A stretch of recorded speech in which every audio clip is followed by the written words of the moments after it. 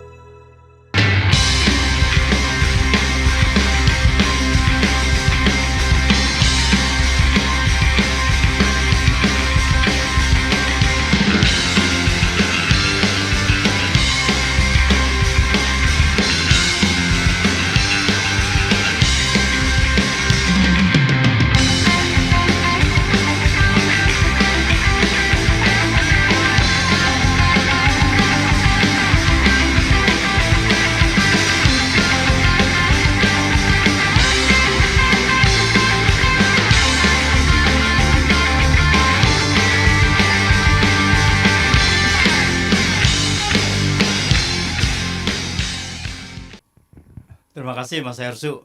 Ya, topiknya ada terus karena oligarkinya ya terindikasi melanggar terus gitu. Jadi topik itu tidak pernah surut. Ya, menarik. Ini mengenai PSN. Jadi saya langsung aja Mas Hersu, ini karena banyak pembicara juga.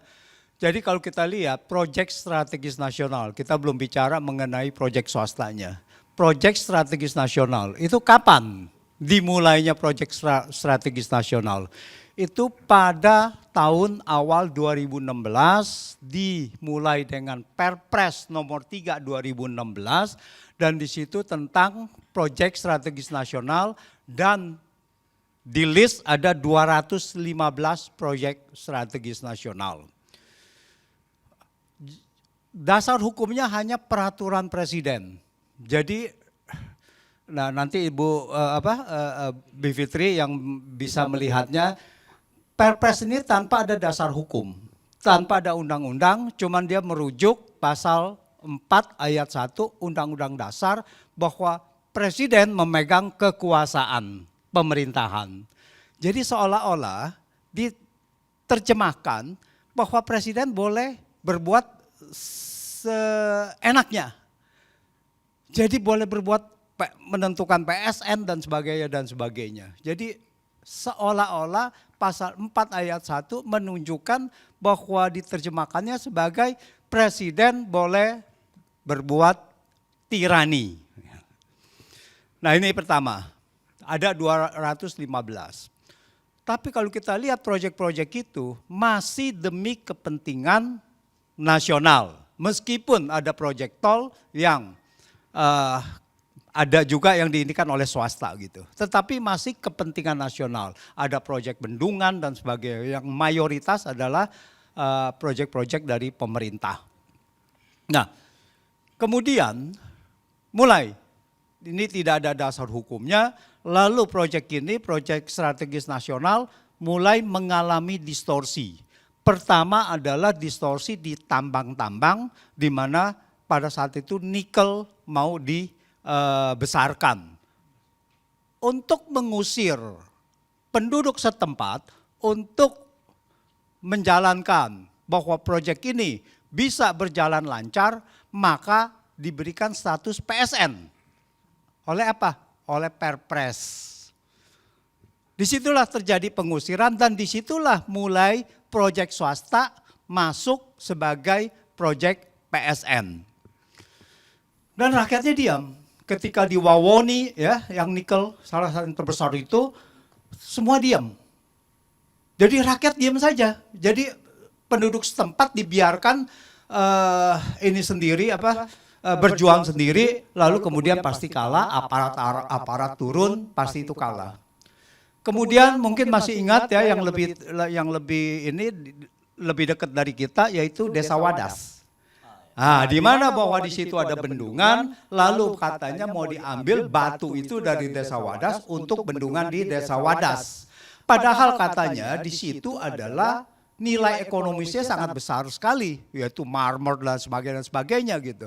Di situ dijadikan langsung langsung PSN. Orangnya terusir. Jadi untuk kepentingan swasta, masyarakat setempat ini diusir. Gitu, Desa Wadas. Setelah Desa Wadas, banyak nikel-nikel tapi kita nggak dengar karena ada di Indonesia Timur. Lalu kemudian terjadilah PSN di Pulau Rempang. Untuk pabrik kaca, swasta, pabrik kaca, bahkan swastanya adalah asing lagi ya, melalui perusahaan Indonesia gitu. Jadi ada investor asing gitu, investor dari China mau di Desa Wadas, 17.000 hektar pulau yang ada pulau burunya di situ, ada hutan buru dan sebagainya, mau dibebaskan. Penduduknya diusir, tidak boleh ada yang tinggal di situ, direlokasi. Tetapi perlawanan Rempang itu sangat luar biasa. Nah, ini pembelajaran dari kita. Kalau masyarakat bersatu melawan, maka bisa berhasil untuk menunda proyek ini. Meskipun pada saat itu dibilangnya ditunda proyek Pulau Rempang ini. Karena apa? Penunjukan PSN itu cuma 1 bulan, Mas Hersu. Dari Bahlil Erlangga atau yang ke China, MOU, kemudian 1 bulan kemudian Menko Erlangga lalu mengatakan ini adalah proyek strategis nasional, Eco Smart City atau apapun namanya. Hanya 1 bulan, bos. Luar biasa. Lalu kemudian menjelang lengsernya Jokowi, dia memberikan PSN kepada PIK 2 dan BSD. Ini perumahan yang sudah eksis 30 tahun lebih, yang sudah biasa-biasa saja, lalu bisa jadi proyek strategis nasional. Itu di mana strategisnya? Jadi tidak ada yang namanya strategisnya. Itu pertama. Kedua, kita lihat dari peraturan. Peraturannya adalah yang terakhir ini memakai peraturan Undang-Undang Cipta Kerja. Dari Undang-Undang Cipta Kerja itu, kalau khususnya kita bicara PIK 2, yaitu ada alih fungsi lahan. Ya, ada lahan pertanian atau apapun yang kemudian dialihkan menjadi perumahan atau proyek wisata. Nah, jadi begitu dia mengalihkan di dalam undang-undang Cipta Kerja itu ada 2 hal. Pengalihan lahan budidaya tidak boleh dialihkan kecuali untuk kepentingan umum dan atau proyek strategis nasional. Tapi tidak pernah ada definisi apa strategis nasional itu. Itu pertama, dan atau itu. Jadi boleh dialihkan kalau kecuali untuk kepentingan umum dan atau proyek strategis nasional. Nah, ini penyelundupan hukum nih. Bahwa pasal ayat selanjutnya untuk kepentingan umum, jadi proyek strategis nasional tidak masuk, harus dibuat kajian. Wah, harus ada kajian, ada persyaratannya. Tapi tidak untuk proyek strategis nasional. Pertanyaannya adalah, apakah proyek strategis nasional itu adalah untuk kepentingan umum? Harusnya iya, kepentingan nasional. Kalau namanya kepentingan nasional, harusnya adalah kepentingan umum. Ya enggak? Jadi, untuk kepentingan umum harus melalui kajian, tetapi untuk kepentingan proyek strategis nasional tidak. Oleh karena itu langsung saja diberikan dan lahan-lahan di sana diusir, saya beli sekian. Oh, sebelum beli NJOP-nya diturunkan dulu kan ya. Sebelum beli NJOP-nya diturunkan dulu gitu. Nah, ini bagaimana NJOP bisa diturunkan gitu ya untuk membeli dengan harga sekian, kalau tidak mau digusur, kalau tidak mau dikriminalisasi. Nah, kemudian kita dengar bahwa Said Didu membela kepentingan masyarakat, beredar luas, lalu dipanggil polisi dan sampai sekarang kalau nggak salah penyidikan ya, oke, belum tersangka, oke, maaf. Soal kalau udah penyidikan tinggal soal waktu kan gitu. Nah, tinggal soal waktu, kalau rakyat melawan ya tidak jadi juga gitu. Tinggal tergantung dari apakah rakyat ada untuk membela kepentingan masyarakat luas. Nah, itu. Jadi proyek strategis nasional ini digunakan untuk mengusir masyarakat setempat demi menjalankan proyek-proyek yang diinginkan untuk kepentingan sekelompok orang. Awalnya adalah untuk kepentingan umum, jalan tol, bendungan, jalan infrastruktur sarana dan prasarana dan sebagainya. Awalnya masih lumayan bagus meskipun melanggar peraturan perundang-undangan. Nah, yang terakhir, bahwa apakah kalau proyek strategis nasional, anggap saja bahwa dia mengikuti peraturan perundang-undangan, apakah boleh mengusir rakyat begitu? Pasal 28 H Undang-Undang Dasar ayat 4 itu mengatakan bahwa setiap orang berhak untuk memiliki barang pribadi, dan kepemilikan itu tidak boleh direbut oleh siapapun dengan sewenang-wenang. Oleh siapapun tidak boleh direbut. Jadi kalau saya ada lahan di situ lalu saya tidak mau jual, itu bagaimana?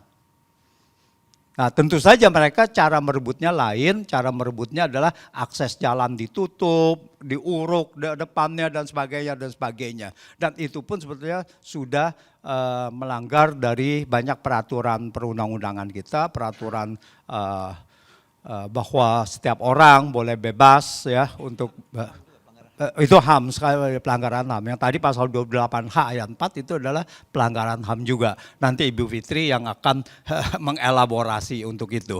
Karena saya ingat sewaktu di kasus Rempang ada mantan Ketua Komnas HAM itu mengatakan bahwa itu jelas melanggar, pengusiran itu di Rempang jelas melanggar Komnas HAM. Jadi, melanggar HAM, hak asasi manusia. Jadi, karena kita sudah ratifikasi juga perjanjian HAM, ya saya rasa ini juga seharusnya bisa dilaporkan, tapi teknisnya nanti kita serahkan Bu Fitri dan juga Bang Ferry Amsari. Terima kasih.